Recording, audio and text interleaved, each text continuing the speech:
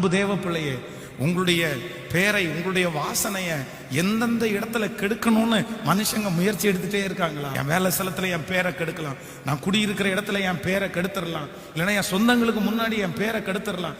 ஏற்கனவே என் பேரை நிறைய கெடுத்துட்டாங்க பாஸ்டர். என் எதிர்கால நாசமாயிருமோ, என் எதிர்காலத்துல என்னுடைய வருங்கால கணவனிடத்துல சொல்லிட்டாங்கன்னா, மனைவியிடத்துல சொல்லிட்டாங்கன்னா, அந்த குடும்பத்தினிடத்துல சொல்லிட்டாங்கன்னா நான் என்ன செய்வேன் அப்படின்னு உங்களுடைய இருதயம் அங்கலாய்க்குமானால், நான் நம்புறேன் தகப்பனுடைய முதல் அன்பு என்ன அப்படின்னா, உன் பலவீனங்களை வெளியே சொல்ற அன்பு இல்ல, உன் பலவீனங்களை மறைக்கிற அன்பு. இதுவரைக்கும் ஆண்டவர் உங்க பலவீனங்களை எல்லாம் மறைச்சிருக்காரு. நீங்க எவ்வளவு பலவீனமானவங்கன்னு உங்க மனைவிக்கு தெரியாது பிரதர், உங்க கணவனாருக்கு தெரியாது சிஸ்டர், ஆனா கர்த்தருக்கு தெரியும்.